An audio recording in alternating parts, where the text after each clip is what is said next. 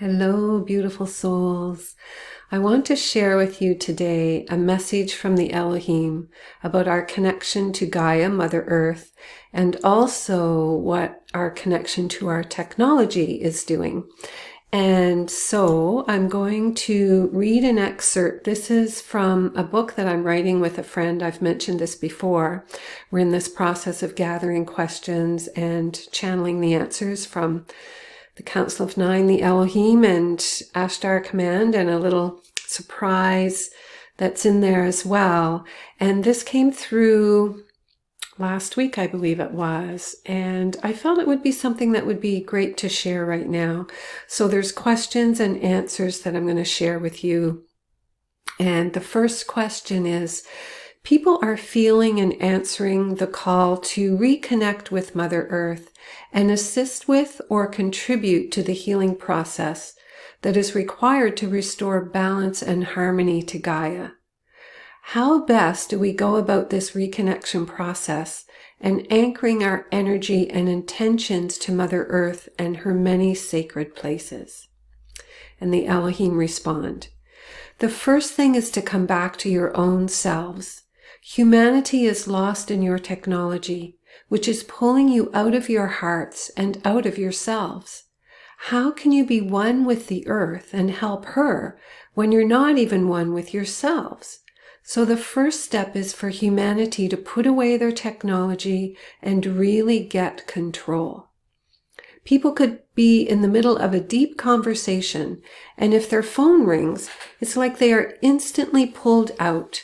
It is very important for you to realize that your technology is pulling you out of your center, and the greatest technology is within you. You have the potential at this time to bring to yourselves everything your phone brings you. You have the potential to be completely telepathic and to connect with your own guides and receive all the wisdom you need to know. And yet you are allowing your technology to pull you out of yourself and separate you. You cannot be completely connected with other people if you're not completely connected with yourself either. Your technology is being used as a tool to keep you separate much more than you realize. So the first thing we would say is to give yourself 3 hours a day where you're going to leave your phone turned off and really make yourself stick to that. Get involved in something in your life, or contemplate what's going on in your life, or connect with someone without allowing phones to be involved at all. So the first step is to come back home to yourselves. Then it is to get yourself into nature, which can also help you come back to yourself. Leave your phone behind. Don't even worry about taking pictures. Just be in the experience for the moment that you are in it. Pictures are just a reflection of the past. Being in the moment, in nature, will help to bring you back to yourself. And that is all you need to connect you to Gaia once again.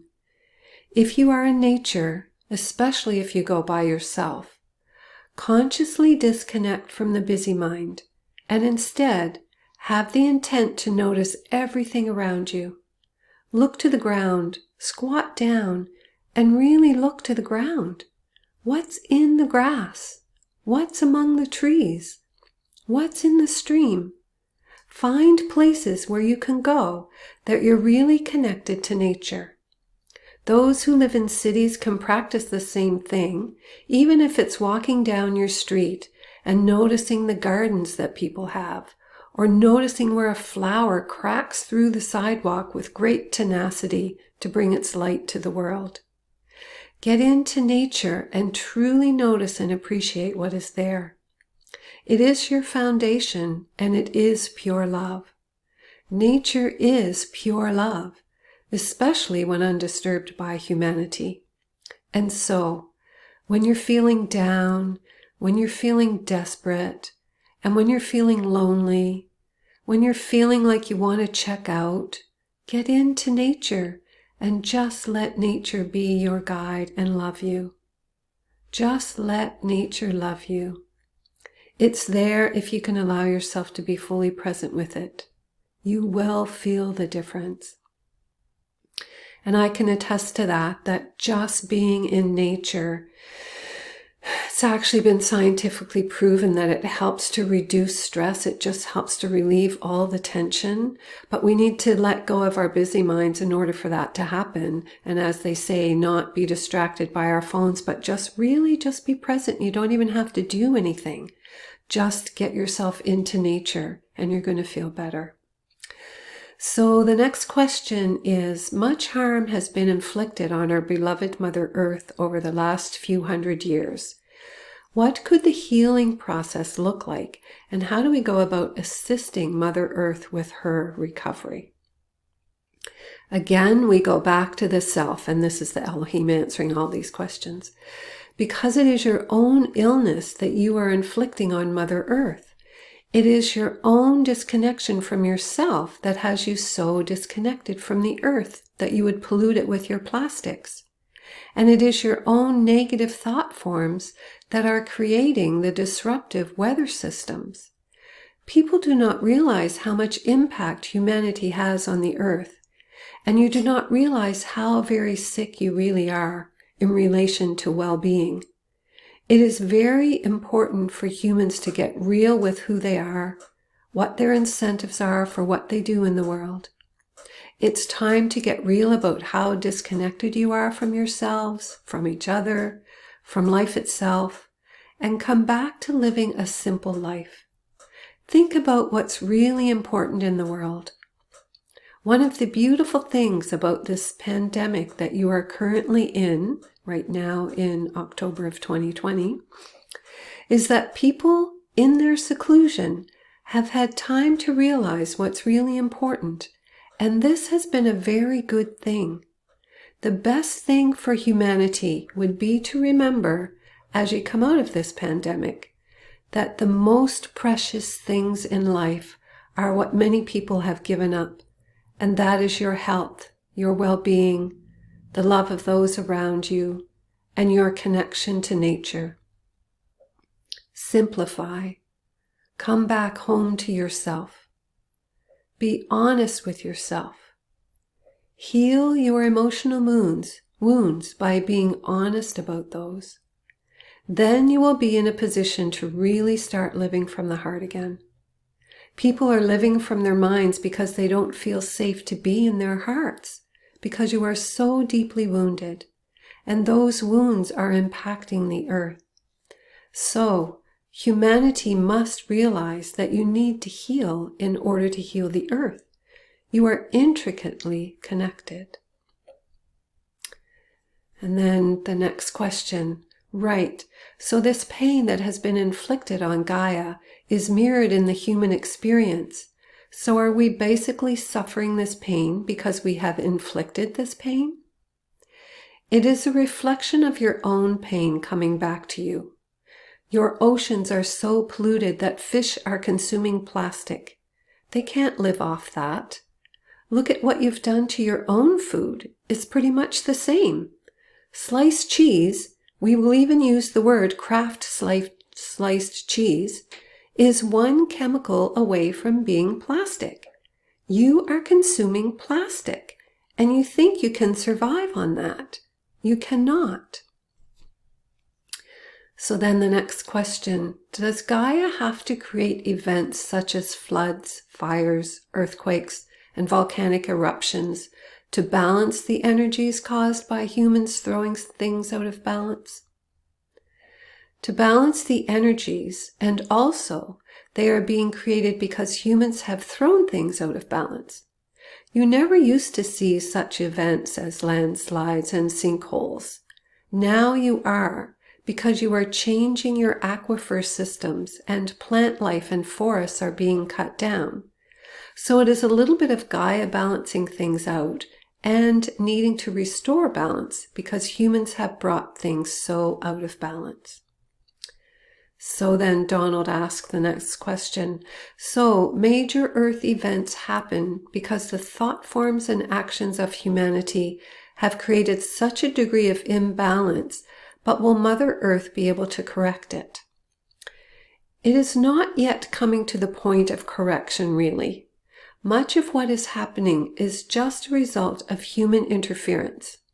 The level of correction hasn't really begun yet. Things are going to have to shift in a big way, and land masses are going to have to shift. We're not talking about major earthquakes, but even mudslides bring about change, and so that then affects the water system. So much of this is going to have to shift and change because of what has been done to the earth by humanity.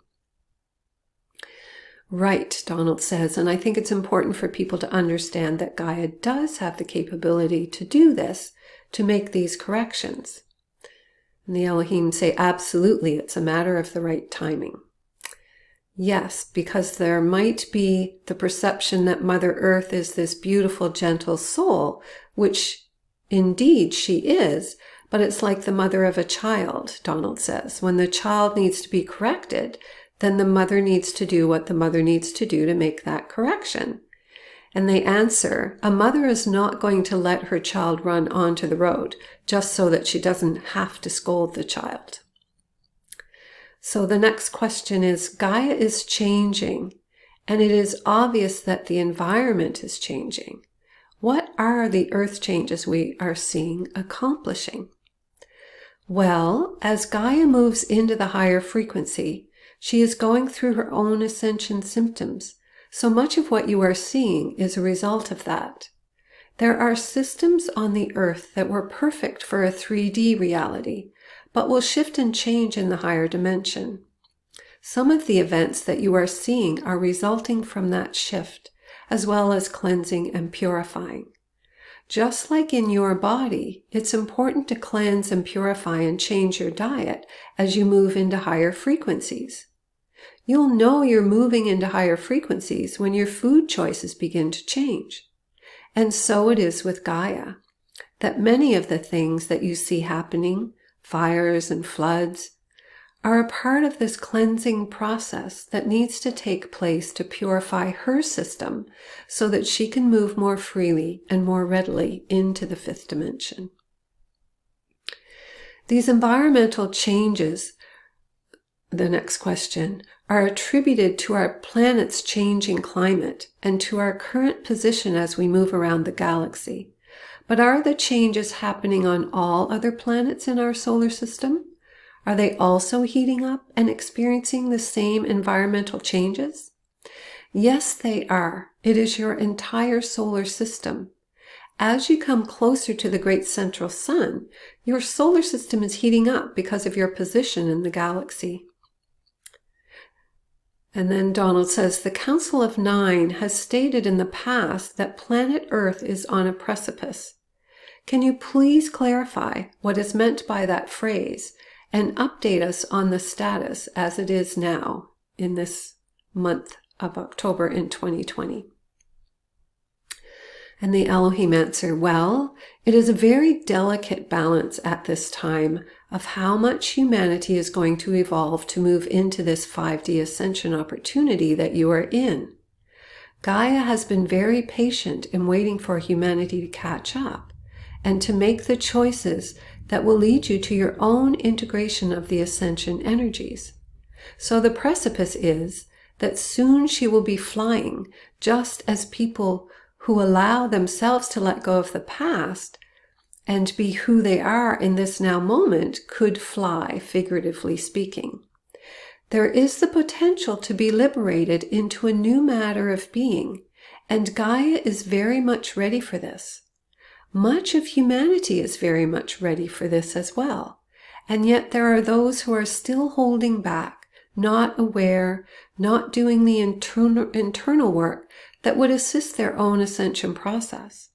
Because of that, the precipice is that very soon Gaia will be moving into her new ascension cycle, unable to wait any longer.